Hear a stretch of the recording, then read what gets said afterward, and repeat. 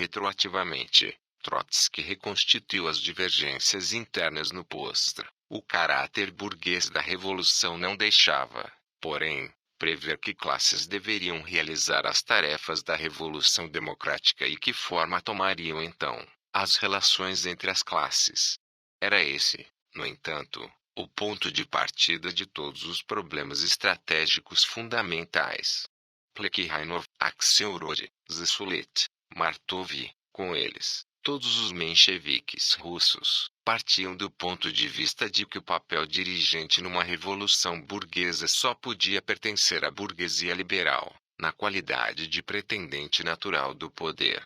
Segundo esse esquema, cabia ao Partido do Proletariado o papel de ala esquerda da Frente Democrática. A social-democracia devia sustentar a burguesia liberal na luta contra a reação, mas defender, ao mesmo tempo, os interesses do proletariado contra a burguesia liberal. Em outras palavras, os mencheviques consideravam a revolução burguesa, sobretudo, como uma reforma liberal e constitucional. De outro lado, Lenin formulava o problema de modo inteiramente diverso. A libertação das forças produtivas da sociedade burguesa do jugo da servidão significava, antes de tudo, para ele, a solução radical do problema agrário, no sentido de uma liquidação definitiva da classe dos grandes proprietários fundiários e de uma transformação revolucionária no domínio da propriedade fundiária. Tudo isso estava indissoluvelmente ligado à abolição da monarquia. Lenin colocara o problema agrário, que tocava nos interesses vitais da enorme maioria da população e que constituía, ao mesmo tempo, a base do problema do mercado capitalista, com uma audácia verdadeiramente revolucionária. Uma vez que a burguesia liberal, que se opunha aos operários, estava ligada à grande propriedade fundiária por laços numerosos, a libertação verdadeiramente democrática da classe camponesa só podia realizar-se pela cooperação revolucionária dos operários e camponeses. Em caso de vitória, essa revolta comum contra o antigo regime devia acarretar, segundo Lenin, a instauração da ditadura democrática do proletariado e dos camponeses. Segundo Lenin, a revolução seria burguesa no sentido de seu conteúdo econômico-social. O que significava, as tarefas da revolução que está ocorrendo na Rússia não ultrapassam o âmbito da sociedade burguesa. Nem mesmo a mais plena vitória da atual revolução, isto é, a conquista da república mais democrática e a confiscação de toda a terra dos proprietários pelos camponeses, abalará os fundamentos da ordem social burguesa. Mas dessa tese, comum a mencheviques e bolcheviques, não derivava absolutamente a conclusão segundo a qual o motor principal ou guia da revolução seria a burguesia como queriam os mencheviques. E isto porque a revolução ocorreria no momento em que o proletariado já começou a tomar consciência de si como uma classe particular e a se unir numa organização de classe autônoma. No O que Fazer, cujo título expropriava o título do célebre romance social de Chernyshevsky, Lenin afirmava que o desenvolvimento espontâneo do movimento operário marcha precisamente para sua subordinação à ideologia burguesa. Porque o movimento operário espontâneo é trad-unionista, sindicalista. Tudo que inclinar-se perante a espontaneidade do movimento operário, tudo que seja diminuir o papel do elemento consciente, o papel da social-democracia, significa, independentemente da vontade de quem o faz, fortalecer a influência da ideologia burguesa sobre os operários. Mas, ao mesmo tempo, o elemento espontâneo não mais do que a forma embrionária do consciente. Os motins operários primitivos refletiam já um certo despertar consciente. A classe operária tende espontaneamente para o socialismo, mas a ideologia burguesa, a mais difundida, e constantemente ressuscitada sob as formas mais diversas, é contudo aquela que mais se impõe espontaneamente aos operários. Essas ideias básicas foram mantidas, inclusive nas mudanças de programa, que foram várias. A partir delas, combinadas com circunstâncias históricas específicas, O bolchevismo se perfilou como uma corrente histórica e política diferenciada das correntes socialistas internacionais, além das intenções iniciais dos seus fundadores. Lenin mudou várias vezes sua apreciação acerca da natureza da Revolução Russa, mas nunca a ideia de que seu protagonista central seria o proletariado. É para ir com essa classe operária que o bolchevismo se propôs construir um partido. Foi em virtude de sua eficácia nisso que o bolchevismo constituiu-se como corrente diferenciada.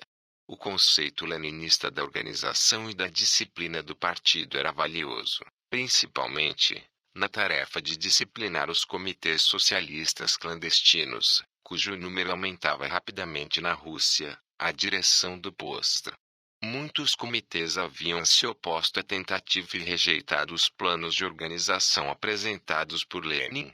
A firmeza de Lenin na polêmica de 1903, que conduziu ao surgimento das frações no Postre, foi continuidade de uma luta política e ideológica que o tinha como protagonista central desde a década de 1890, quando publicou seus textos de crítica ao populismo. A ideia de um partido operário militante não estava baseada num fetiche estatutário. O próprio Lenin aceitou, no Congresso de Reunificação, Bolcheviques-Mencheviques, de 1906, a redação de Martov do artigo 1º dos Estatutos. Ainda assim, o Bolcheviques Zinoviev afirmou: em 1903 já tínhamos dois grupos claramente separados, duas organizações e dois partidos. Bolchevismo e menchevismo, como tendências ideológicas, já estavam formadas com seu perfil característico, depois evidenciado na tormenta revolucionária. 2209 e não faltaram os que quiseram contrapor o espontaneísmo democrático do jovem Trotsky, ou de Rosa Luxemburgo, ao blanquismo ditatorial de Lenin, com sua teoria do partido centralizado e profissional. Embora o próprio Lenin afirmasse, em um artigo de enciclopédia consagrado a Karl Marx, que os blanquistas acreditavam que a humanidade se libertaria da escravatura assalariada não por meio da luta de classe do proletariado, mas graças à conspiração de uma pequena minoria de intelectuais. Em 1904, contemporaneamente à brochura de Trotsky, Rosa Luxemburgo criticou o ultracentralismo leninista afirmando: não é partindo da disciplina nele inculcada pelo Estado capitalista, com a mera transferência da batuta da mão da burguesia para de um comitê central social-democrata, mas pela quebra, pela extinção desse espírito de disciplina servil, que o proletariado pode ser educado para a nova disciplina, a autodisciplina voluntária da social-democracia. Acrescentando que o ultracentralismo preconizado por Lenin parece-nos, em toda a sua essência, ser portador, não de um espírito positivo e criador, mas do espírito estéril do guarda noturno. Sua preocupação consiste, sobretudo, em controlar a atividade partidária e não em fecundá-la, em restringir o movimento e não em desenvolvê-lo, em importuná-lo e não em unificá-lo. O livro em questão do camarada Lenin, um dos mais destacados dirigentes e militantes da Iskra, na sua campanha preparatória antes do Congresso Russo, é a exposição sistemática do ponto de vista da tendência ultracentralista do Partido Russo. A concepção que aqui se expressa de maneira penetrante e exaustiva é a de um implacável centralismo. O princípio vital deste centralismo consiste, por um lado, em salientar fortemente a separação entre os grupos organizados de revolucionários declarados, ativos, e o meio desorganizado ainda que revolucionário e ativo que os cerca. Por outro lado, consiste na rigorosa disciplina e na interferência direta, decisiva e determinante das autoridades centrais em todas as manifestações vitais das organizações locais do partido. Basta observar que, segundo esta concepção, o Comitê Central tem, por exemplo, o direito de organizar todos os comitês parciais do partido e, por conseguinte, também o de determinar a composição pessoal de cada uma das organizações locais russas. Lenin respondeu às críticas de Rosa, afirmando que o artigo de Rosa Luxemburgo, publicada em O Novo Tempo, dá a conhecer ao leitor: não é meu livro, mas outra coisa distinta, e dizendo que o que defendo ao longo de todo o livro, desde a primeira página até a última, são os princípios elementares de qualquer organização de partido que se possa imaginar. Não, um sistema de organização contra qualquer outro. Anos depois, Lenin ironizou seus críticos, afirmar que a Iskra, de 1901 e 1902, exagerou na ideia de uma organização de revolucionários profissionais. É como dizer, depois da Guerra Russo-Japonesa, que os japoneses se faziam uma ideia exagerada das forças militares russas, e que se preocuparam demais, antes da guerra, em lutar contra essas forças. Lenin havia sustentado, com Kautsky, que, historicamente, a intelectualidade revolucionária desempenhava um papel especial no movimento revolucionário, dotando da perspectiva marxista que os operários não haviam alcançado, nem poderiam alcançar por si mesmos. A acusação de Trotsky de defender uma espécie de jacobinismo, Lenin respondeu: o jacobino ligado indissoluvelmente à organização do proletariado que tem consciência dos seus interesses de classe, é justamente o social-democrata revolucionário. Na concepção de Rosa Luxemburgo, ao contrário, a social-democracia não está ligada à organização da classe operária, ela é o próprio movimento da classe operária. Depois da ruptura de 1903, Lenin afirmou que Trotsky esqueceu que o partido deve ser apenas um destacamento da vanguarda, o dirigente da imensa massa da classe operária, que no seu conjunto, ou quase, trabalha sob o controle e sob a direção das organizações do partido, mas que não entra inteiramente, e nem deve, no partido. Partido, vanguarda e classe operária estavam diferenciados no pensamento de Lenin. Trotsky partia do balanço histórico do campesinato secularmente oprimido, empobrecido e furioso, sempre na encruzilhada entre a velha e a nova exploração, representando em certo momento uma fonte rica em caótica força revolucionária, mas desunido, disperso, rejeitado das cidades, dos centros nervosos da política e da cultura, limitado na sua perspectiva e indiferente a todo pensamento urbano, o campesinato se constituir como força social dirigente. A partir do momento em que é liberado das obrigações feudais, o campesinato volta ao seu imobilismo, pagando a cidade, que lutou pelos seus direitos, com extrema ingratidão. Os camponeses libertados convertem-se em fanáticos da ordem. Trotsky defendia a perspectiva da revolução permanente que poderia ser assim resumida: a vitória completa da revolução democrática na Rússia apenas se concebe na forma de ditadura do proletariado, secundado pelos camponeses. A ditadura do proletariado, que inevitavelmente poria sobre a mesa não apenas as tarefas democráticas, mas também socialistas, daria ao mesmo tempo um impulso vigoroso à Revolução Socialista Internacional. Apenas a vitória do proletariado do Ocidente poderia proteger a Rússia da restauração burguesa, dando-lhe segurança para completar a implantação do socialismo. Fábrica Sormovo, baseada em mão de obra feminina. No final do século XIX, Trotsky possuía uma divergência estratégica com o bolchevismo e com o menchevismo. O bolchevismo não estava contagiado pela crença no poder e na força de uma democracia burguesa revolucionária na Rússia. Desde o princípio reconheceu a significação decisiva da luta da classe operária na revolução vindoura, mas o seu programa se limitava, na primeira época, aos interesses das grandes massas camponesas, sem a qual, e contra a qual, a revolução não teria podido ser levada a cabo pelo proletariado. Daí o reconhecimento provisório do caráter democrático burguês da revolução e de suas perspectivas. Por isso, o autor não pertencia, naquele período, a nenhuma das duas principais correntes do movimento operário russo. Para Trotsky, ao contrário, o proletariado, chegado ao poder, não deve limitar-se ao marco da democracia burguesa, senão que deve empregar a tática da revolução permanente, ou seja, anular os limites entre o programa mínimo e o máximo da social-democracia, passando a reformas sociais cada vez mais profundas e buscando um apoio direto e imediato na Revolução do Oeste Europeu. Depois do 2 Congresso do Postra, os postos dirigentes da Iskra retornaram a homens que eram adversários ideológicos de Lenin, novamente posto em minoria.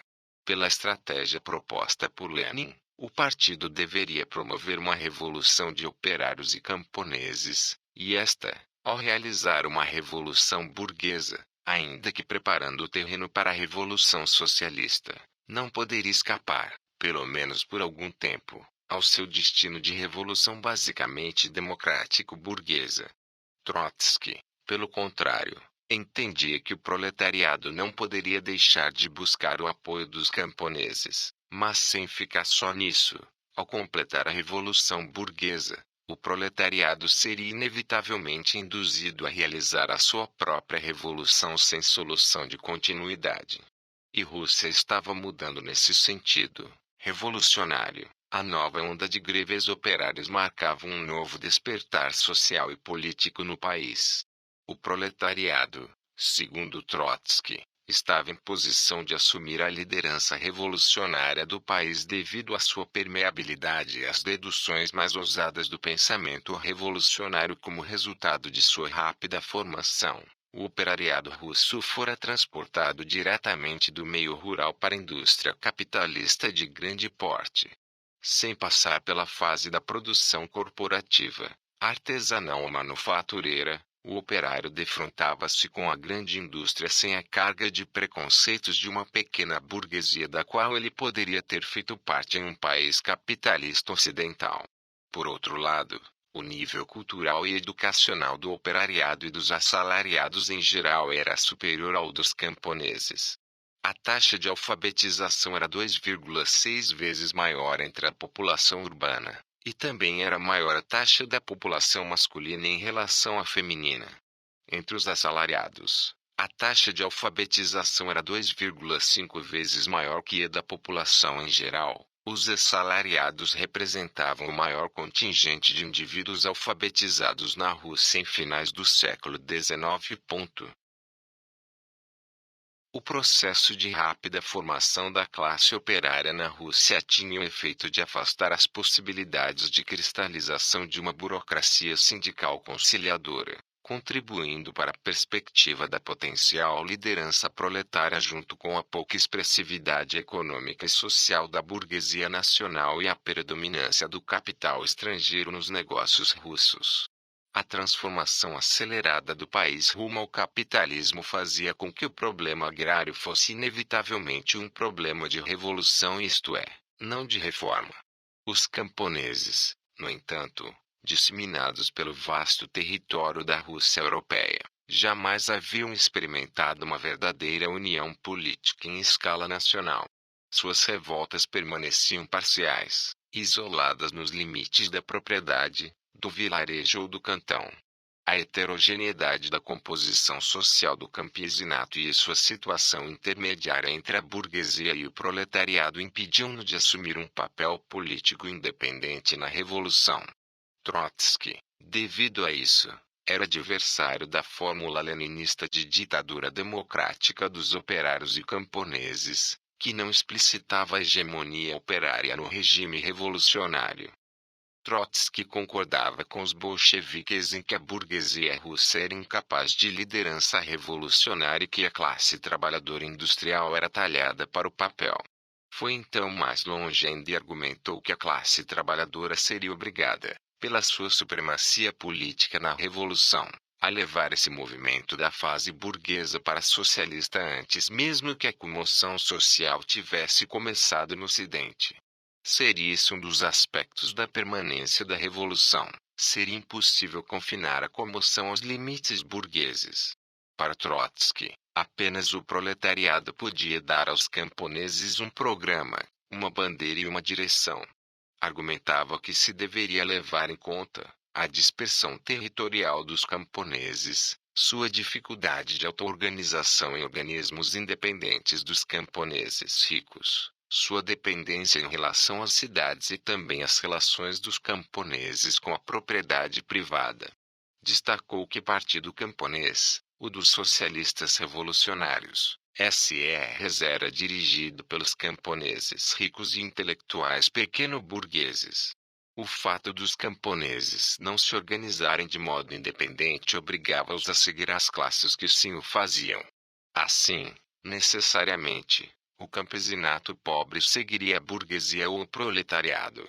Os kulaks, camponeses ricos, defendiam sua aliança com a burguesia liberal, enquanto os camponeses pobres poderiam se aliar ao proletariado urbano. A perspectiva de Trotsky estava de acordo com a concepção de Lenin na rejeição da perspectiva menchevique ou liberal, mas se opunha a ela quanto ao caráter social e às tarefas do governo originado na Revolução Democrática. Essa teoria, que postulava a extensão do processo revolucionário em escala mundial, a transição ininterrupta da Revolução Democrática para a socialista e a realização das tarefas democrático-burguesas pelo proletariado no poder, derivava da Lei do Desenvolvimento Combinado. A vantagem do atraso ocupava um lugar central na elaboração de Trotsky. O ponto central era a ideia de que a revolução proletária ocorreria provavelmente em primeiro lugar na Rússia atrasada, mas os países europeus avançados deveriam, em seguida, entrar no caminho revolucionário, pois a Revolução Russa dependeria para sua consolidação da Revolução Socialista neles. A condição de atraso da Rússia proporcionava uma vantagem momentânea que pouco significava em termos de realização do socialismo sem a revolução dos países capitalistas desenvolvidos, que possuem uma vantagem histórica sobre os atrasados para a construção do socialismo, a partir de um nível mais elevado de desenvolvimento das forças produtivas. Não haveria dois sujeitos revolucionários politicamente independentes, o proletariado e o campesinato, com o segundo impondo limites à atividade revolucionária autônoma do primeiro. A vitória da Revolução Democrática na Rússia só era concebível na forma de uma ditadura do proletariado apoiada pelo campesinato. Uma vez no poder, o proletariado não poderia limitar-se às tarefas democráticas. Pela lógica de sua posição social, seria obrigado a introduzir medidas socialistas, impulsionando a Revolução Socialista Mundial, cuja vitória era a única garantia da implantação do socialismo. Essa teoria negava tanto o particularismo dos narodniks quanto o universalismo formal de Plekhanov, diferenciando-se tanto da fração bolchevique como da menchevique. Para seu autor, porém, sem pertencer a nenhuma das duas frações durante a imigração, o autor subestimava o fato fundamental de que nas divergências de opiniões entre os bolcheviques e os mencheviques havia, de fato, um grupo de revolucionários inflexíveis por um lado e, pelo outro, um agrupamento de elementos cada vez mais desagregados pelo oportunismo e a falta de princípios. Quando instalou a Revolução em 1917, o Partido Bolchevique representava uma organização centralizada forte, que havia absorvido os melhores elementos entre os operários progressistas e entre a inteligência revolucionária. Na história precedente, o potencial revolucionário do campesinato sempre recebera sua canalização através de outra classe social, urbana. Assim sucedera nas grandes revoluções europeias, quando o campesinato emprestou seu potencial de luta revolucionária à burguesia, e assim sucederia na Rússia onde, no entanto, a classe que serviria aos interesses dos camponeses não seria a burguesia.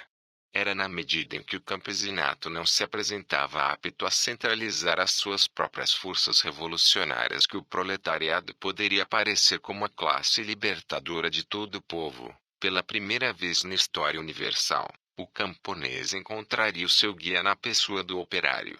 Isso é essencialmente e, podemos dizer, integralmente, o que distingue a Revolução Russa de todas aquelas que a precederam. Na medida em que o campesinato encontrasse sua direção política no operariado, a democracia não poderia ser instaurada senão por meio de uma ditadura do proletariado. Este prognóstico determinou a singularidade de Trotsky no cenário do marxismo russo. Plekhanov, o brilhante fundador do marxismo russo, considerava louca a ideia da possibilidade de uma ditadura proletária na Rússia contemporânea. Este ponto de vista era compartilhado não somente pelos mencheviques, mas também pela esmagadora maioria dos dirigentes bolcheviques. Isaac Deutscher chamou Trotsky de profeta da revolução por afirmar que uma nação atrasada, como a Rússia, estava obrigada a incorporar as conquistas técnicas das nações avançadas para poder se manter como força autônoma, e não ser incorporada sob a forma de colônia de uma potência vizinha. Mesmo que sobre bases distintas, as colônias também passariam por um processo de incorporação da técnica avançada de seus dominadores. A técnica incorporada, por sua vez, exigiria a criação de relações de produção que lhe correspondessem, o que significava a instauração brusca, acelerada, de formas de organização social condizentes. O processo todo ocorreria por meio de saltos históricos, eliminando as etapas que haviam caracterizado a evolução econômica e social dos países pioneiros no processo capitalista. A nova estrutura socioeconômica apresentada pela nação atrasada não reproduziria simplesmente uma etapa histórica precedente do país avançado. A técnica e as relações de produção capitalistas incorporadas sobre uma base arcaica semifeudal, no caso da Rússia, criavam um quadro novo que não podia ser comparado ao de uma nação capitalista antiga. Trotsky ressaltou o caráter particular e diferenciado do desenvolvimento das nações, mesmo que governadas pelo processo comum e universal do capitalismo, e extraiu desses pressupostos as tarefas imediatas e estratégicas da revolução na Rússia. Os teóricos democrático-burgueses, os mencheviques, Martov, Plekhanov, em especial, os bolcheviques, Lenin, Bukharin, representavam variantes diferenciadas. Os debates sobre a estratégia revolucionária na social-democracia russa não tiveram paralelo nem equivalente, em qualidade, virulência e profundidade, no restante do socialismo internacional, nos primeiros anos do século XX.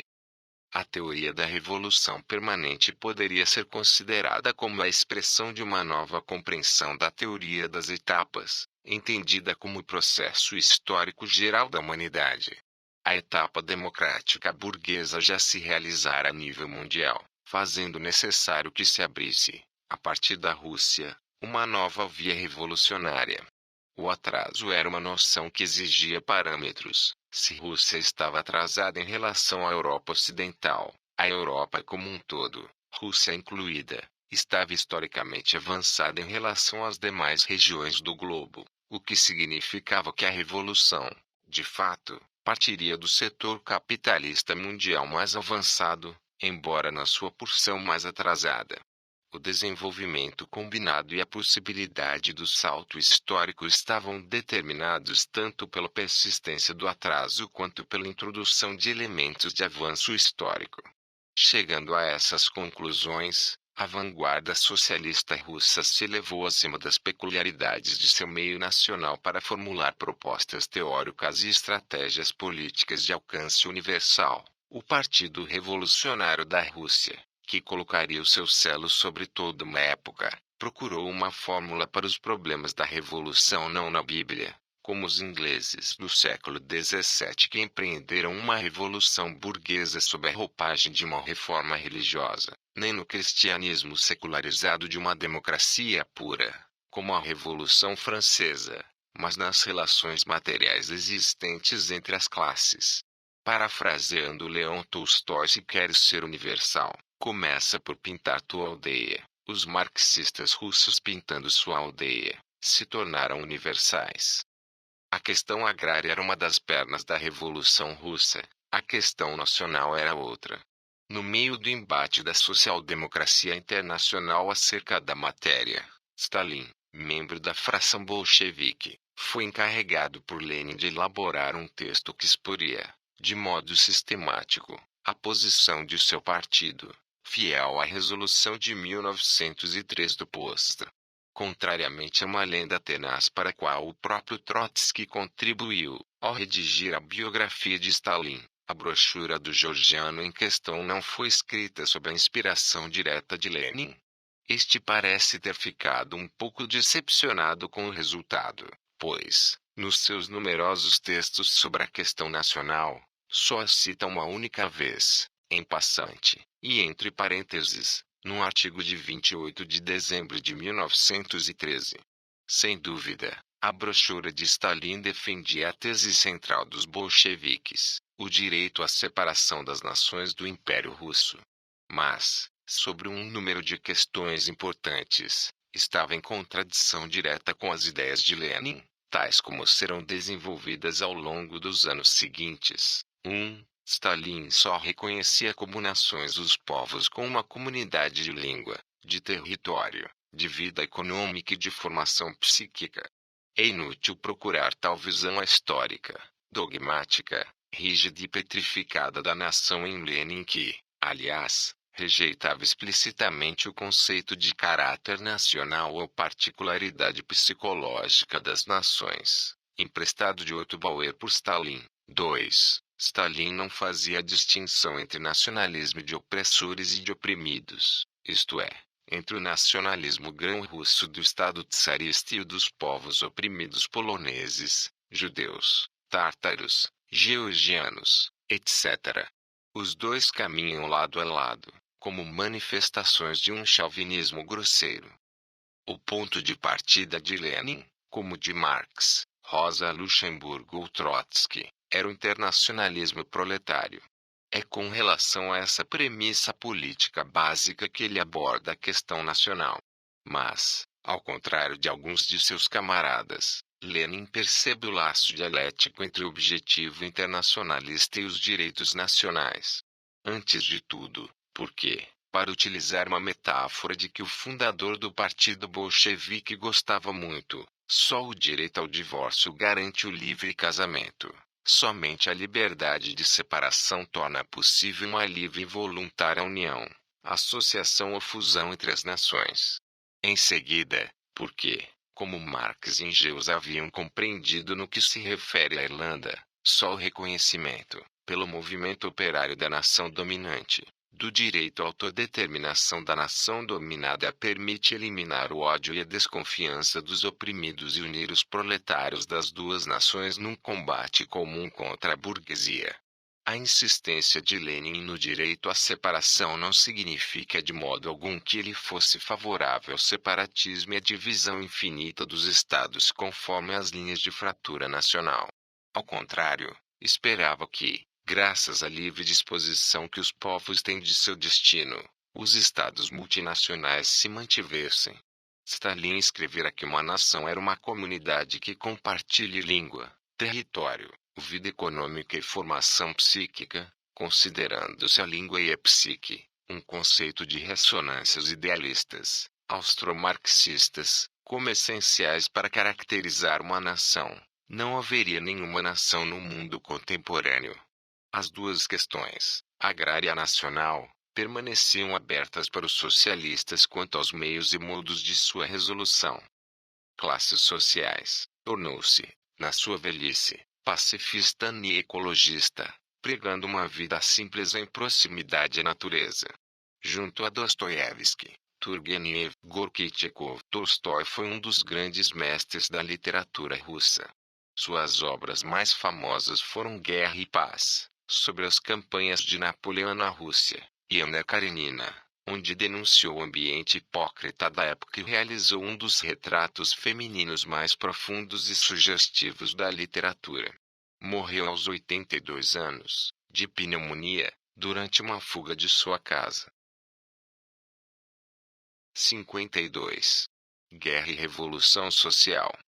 Na virada para o século XX, o Império Russo passava por uma crise política. O país vivia uma rápida transição para o capitalismo. Os servos passaram a ter o direito de comprar as terras onde trabalhavam. Entretanto, o ressarcimento devido aos seus senhores, como compensação pelos direitos recém-adquiridos, levaram-nos a permanecer na mesma situação de miséria, ou em situação ainda pior. O capitalismo russo progredia.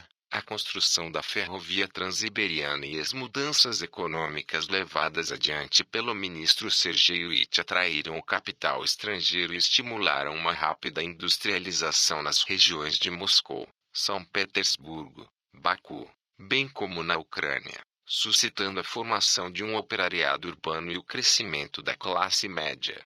A nobreza mais abastada e o próprio czar procuravam manter intactos o absolutismo russo e sua autocracia.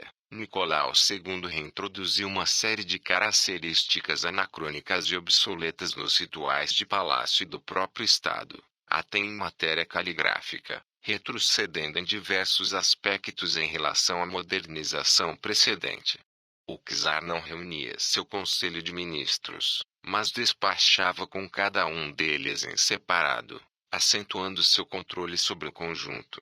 Até o poderoso ministro das Finanças, o conde Witte, devia esperar para obter uma audiência com o autocrata. O aparelho político não era composto por funcionários do Estado, mas por servidores pessoais do monarca. Uma característica que na Europa fora abandonada e enterrada fazia séculos.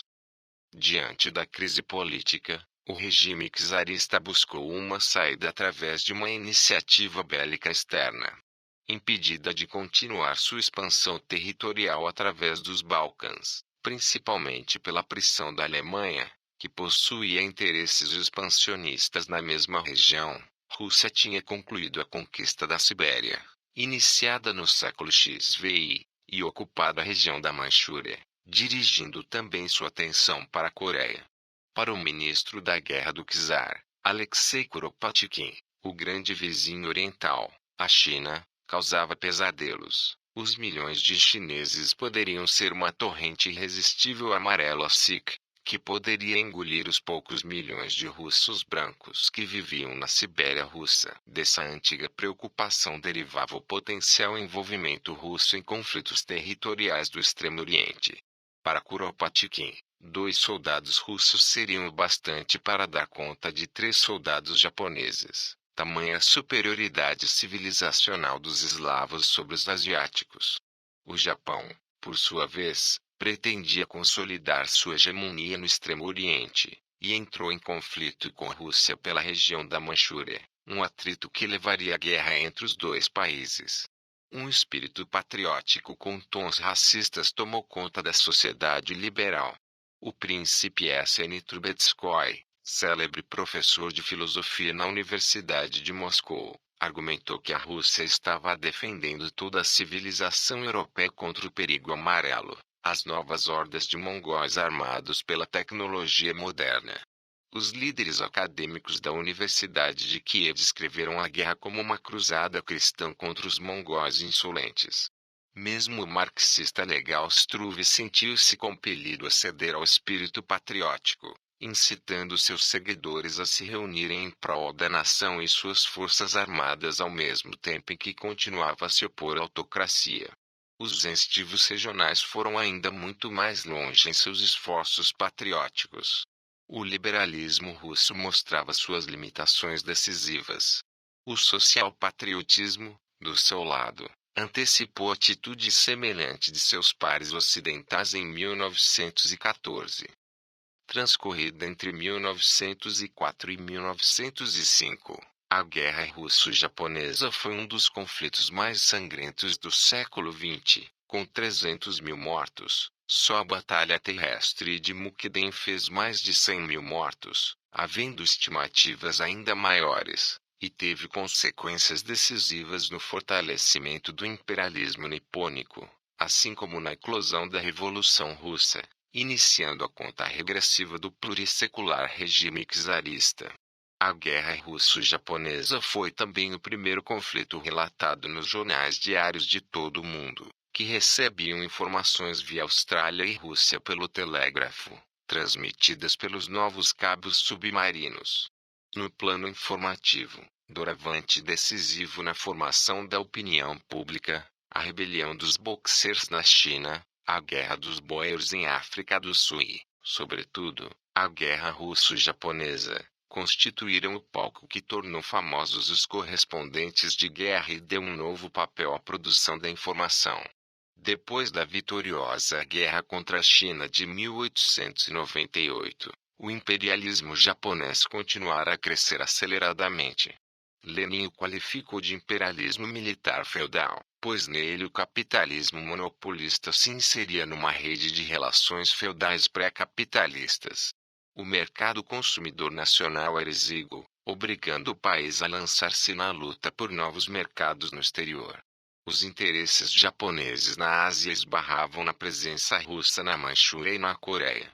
O Japão começou a se preparar para a guerra contra o Império Czarista.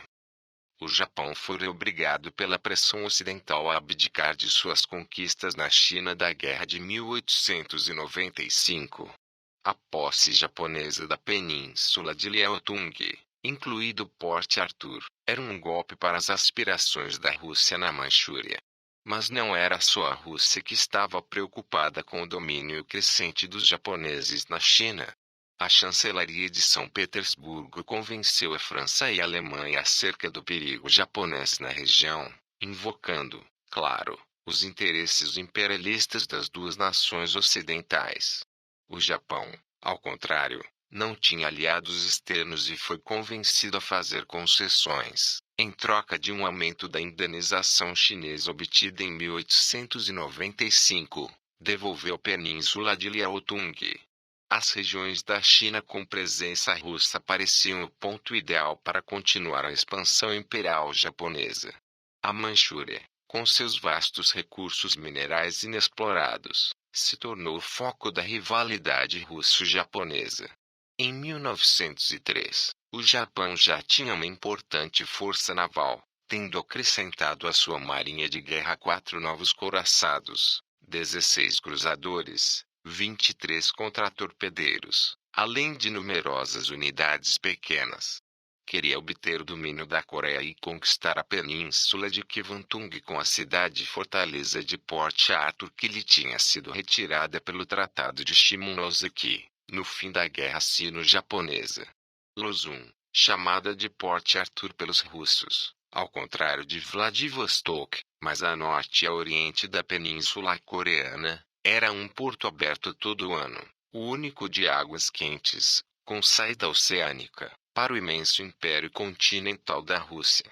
A Rússia de 1904 tinha mais de 145 milhões de habitantes, e estendia-se desde a Polônia ao Estreito de Bering, incluindo a Finlândia, os países bálticos, a Ucrânia, Bielorrússia, Moldávia e vários outros países orientais.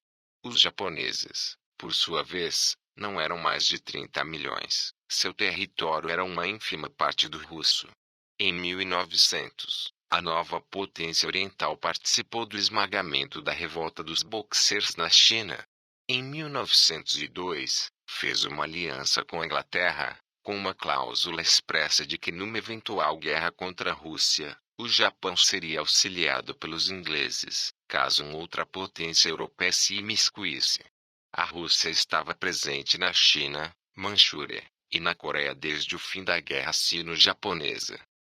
Os russos tinham em Port Arthur e Vladivostok 7 couraçados, 4 cruzadores couraçados, 14 cruzadores pesados e ligeiros, 2 canhoneiras couraçadas e 27 contratorpedeiros e torpedeiros de alto mar. A guarnição de Port Arthur era de 38 mil homens e mais de 90 mil militares russos se encontravam na fronteira com a Manchúria. Mas lhes faltava quase tudo: espingardas, munições e comida. A estrada de ferro transiberiana tinha ainda uma só via e um intervalo de 100 milhas no lago Baikal, que tinha de ser atravessado de barco. Um batalhão completo levava mais de um mês para chegar ao extremo oriente russo. Uma empresa russa iniciara a exploração e corte de árvores a sul do rio Elu, dentro da zona que os japoneses consideravam de sua influência. O próprio czar Nicolau II era um importante acionista da companhia.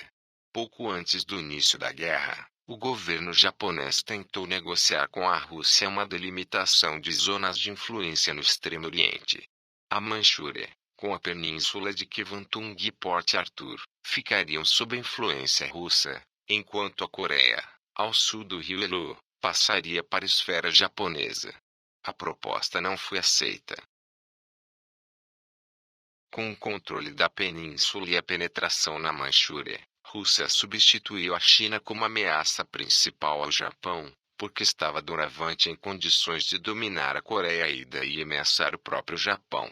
Apesar da indenização cobrada pelo Japão aos chineses acabou por ser usada contra aquele.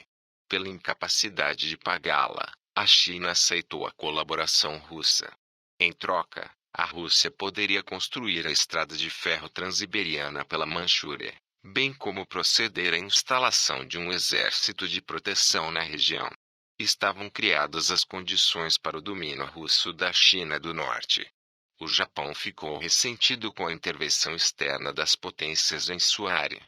Grã-Bretanha não participou da pressão feita ao Japão para devolver suas conquistas territoriais, pois começava a ver que o Japão podia ser seu aliado contra a Rússia no Extremo Oriente.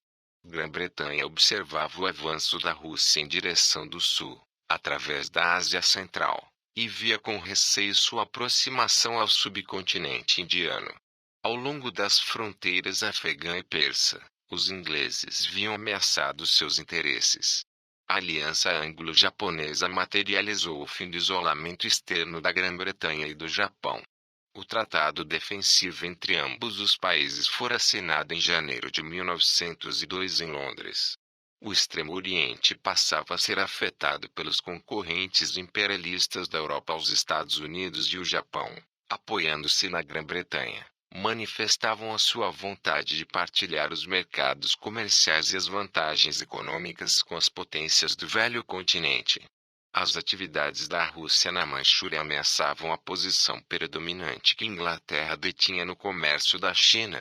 A abstenção inglesa no conflito russo-japonês foi determinante na opção do Japão em escolher a via militar para travar o expansionismo russo na Manchúria, deflagrando a guerra, que não só influiria no equilíbrio de poderes entre as potências internacionais dominantes, como serviria de ensaio para um tipo de conflito militar que, dotado de novas tecnologias, eclodiria na Europa com combates que produziram milhões de mortes. A aliança anglo-japonesa significou também uma parceria técnica e tática. No domínio técnico, nas transmissões sem fios, a tecnologia fornecida pelos britânicos constituiu o equipamento standard introduzido no exército japonês antes da guerra, com permanente atenção de observadores navais britânicos a bordo dos navios de guerra japoneses. Em 1904, antes que os russos terminassem o ramal de estrada de ferro transiberiana que chegaria até Port Arthur, os japoneses atacaram a posição russa.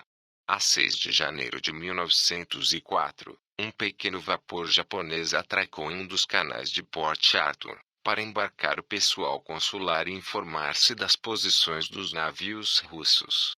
A 13 de janeiro, o Japão exigiu da Rússia o reconhecimento da integridade da Manchúria, recebendo como resposta o silêncio de São Petersburgo. O embaixador japonês na Rússia entregou um ultimato e declarou cortadas as relações diplomáticas entre os dois países, enquanto a esquadra japonesa já estava no mar. O almirante russo Star tinha pedido ao governador para enviar alguns cruzadores em exploração para verificar se havia movimentos de navios de guerra japoneses. O general-almirante Alexeyev limitou-se a autorizar a saída de 2 torpedeiros para vigiarem ao largo, mas sem fazerem uma verdadeira exploração. Para restaurar a moral do regime e tentar acalmar as crescentes revoltas, o czar Nicolau II resolveu disputar militarmente a região. Na noite de 8 para 9 de fevereiro de 1904, sem qualquer declaração de guerra, o Japão atacou a esquadra russa em Port Arthur. No dia seguinte afundou 2 navios russos em Incheon, na Coreia.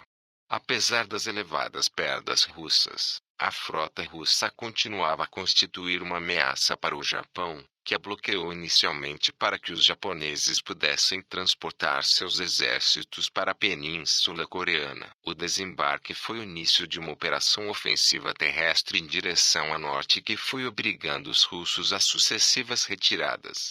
No início do conflito, Rússia tinha o maior exército do mundo, 1.350.000 homens, mas a maior parte do efetivo militar estava na Europa. No Extremo Oriente, ao contrário, só tinha 98.000 homens mais 24.000 tropas locais, e 198 peças de artilharia. O Japão, muito mais próximo do teatro de operações bélicas, tinha um exército de 375.000 homens com 1.140 peças de artilharia e 147 metralhadoras. A marinha de guerra da Rússia era muito maior do que a do Japão, mas estava dividida entre o Mar Báltico, o Mar Negro e o Oceano Pacífico, enquanto a frota naval do Japão estava concentrada nas suas águas territoriais. O tempo que cada uma dedicava ao treino viria a ser determinante nos resultados. Os navios russos passavam pouco tempo no mar e dedicavam poucas munições ao treino das peças de bordo. A marinha japonesa, sob a instrução britânica, passava muito mais tempo no mar e treinava com mais intensidade. Os marinheiros japoneses tinham nascido na costa ou perto dela. Muitos eram pescadores de baleias e até piratas experimentados. Cartaz russo anterior à guerra. Autoconfiança ilusório. Ataque nipônico foi feito por vários torpedeiros na noite escura.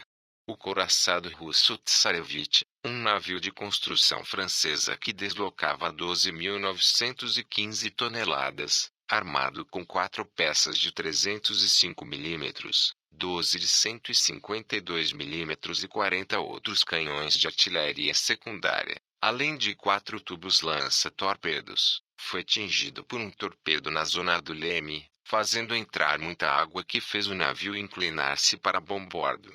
Só depois do cruzador Retuizan ser torpedeado é que os 13 navios da esquadra russa começaram a abrir fogo em resposta ao ataque surpresa. No dia seguinte surgiu no horizonte o grosso da moderna esquadra japonesa do almirante Heihachiro Togo.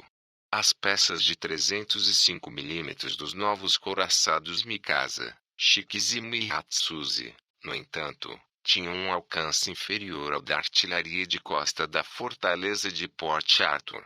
Após os primeiros ataques, a esquadra japonesa passou a bloquear Port Arthur, sem se aproximar muito por causa das minas russas. O novo comandante da marinha russa, Almirante Makarov, encontrou uma esquadra com bons navios, mas com uma tripulação desqualificada e sem domínio das evoluções táticas. A 10 de março travou-se o combate mais violento. Os torpedeiros russos atacaram a primeira divisão de contratorpedeiros japoneses. A chegada da segunda divisão japonesa proporcionou uma forte superioridade ao Japão. O seu navio Tereguchi, de 220 toneladas, estava armado com 2 tubos lança-torpedos e artilharia ligeira. A esquadra do almirante japonês Deva tinha entretanto chegado à distância de tiro. Os russos retiraram-se então para a zona de abrigo das suas poderosas baterias de costa, para neutralizar navios como o poderoso e couraçado Fuji, um dos orgulhos da nova marinha de guerra do Império do Sol nascente. Construído nos estaleiros britânicos, o Fuji deslocava 12.320 toneladas, armado com 4 peças de 254 mm, além de 34 outros canhões. Houve mais confrontos bélicos, mas sem grandes resultados de parte a parte, pelo que os japoneses começaram também a minar as águas ao largo de Port Arthur. Em maio, o navio almirante russo Petropavlovsk, armado com 4 peças de 305 mm, chocou-se com uma mina e afundou rapidamente, levando para o fundo do mar o almirante. Oficiais e 600 homens da guarnição. O couraçado Probieda também bateu numa mina. Os russos ficaram reduzidos a 3 couraçados em estado de combater e 2 em reparação.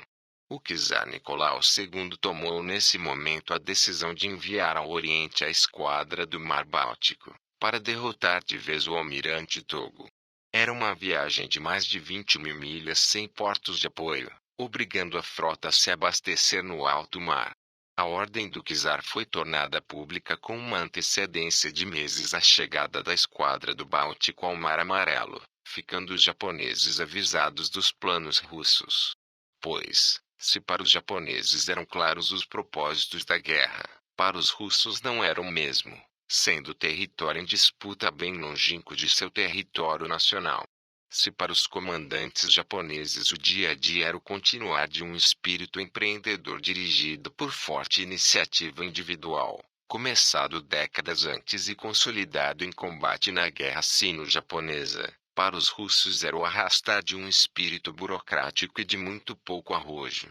No início de setembro de 1904, os russos já tinham seu exército da Manchúria com um efetivo de 214.000 homens contra 170.000 japoneses, e 758 peças de artilharia contra 648. Cartaz de propaganda japonês: uma guerra civilizada contra a selvageria russa. Em janeiro de 1905, em Sandipu, os russos ainda tentaram, numa operação ofensiva, flanquear os japoneses, mas uma vez mais sem sucesso. Um mês mais tarde, em Mukden, o Marechal Oyama tentou infligir uma derrota decisiva aos russos, que se retiraram após enormes perdas humanas. Ambos os comandantes tentaram, à moda napoleônica, mas em vão, destruir o exército adversário. O número de baixas foi colossal. Aproximadamente 59.800 para os russos e 53.500 para os japoneses, embora outras estimativas apontem para 156.000 para os russos e cerca de 70.000 para os japoneses.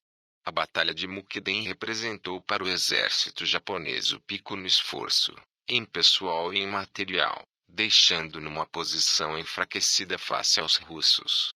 Restava também uma esperança aos russos: voltar a conseguir a supremacia naval para cortar as linhas de abastecimento japonesas. A frota do Báltico, comandada pelo almirante Rozhestvensky, recebeu, em outubro de 1904, ordem para navegar para o Extremo Oriente. A frota russa do Mar Cáspio estava impedida de atravessar o Estreito de Dardanelos por imposição do Tratado de Paz após a derrota russa na Guerra da Crimeia, 1856. O último recurso naval russo era a frota do Báltico. O exército czarista no Oriente, composto por soldados mal treinados e desmotivados, somava 80.000 homens no início de 1904. Sendo reforçado lentamente até um máximo de 250.000 em dezembro de 1904. A contraofensiva russa lançada em Chao não foi decisiva e deu lugar a uma batalha de posições que se estendeu por uma frente de 60 quilômetros. Os japoneses decidiram então tomar Port Arthur, que estava bloqueado desde o início do conflito. Os russos ainda tentaram por 2 vezes furar, por mar, o bloqueio, sem sucesso. E ainda havia o risco de uma intervenção direta da Inglaterra junto ao Japão. Um incidente, ou melhor, uma atrapalhada, levaram ao afundamento de navios de pesca britânicos pela frota russa do Báltico, na noite de 21 para 22 de outubro de 1904. Tomados por torpedeiros japoneses, a frota russa alvejou-os, afundando-os no Mar do Norte. O sentimento antirrusso na Grã-Bretanha foi de tal dimensão que quase arrastou para a participação no conflito militar oriental. A diplomacia britânica exigiu que os russos assumissem a culpa e compensassem os proprietários dos navios e as famílias das vítimas. Relutantes em aceitar estas imposições, só a vigilância por perto da frota russa pela Royal Navy, e uma pressão diplomática constante, levaram os russos a aceitar um tribunal internacional para resolver o problema. A 2 de janeiro de 1905, finalmente, a guarnição russa de Port Arthur rendia-se, sem deixar de reivindicar para sua glória a responsabilidade de 60.000 baixas do lado japonês. Uma semana depois, a 9 de janeiro, explodia a Primeira Revolução Russa.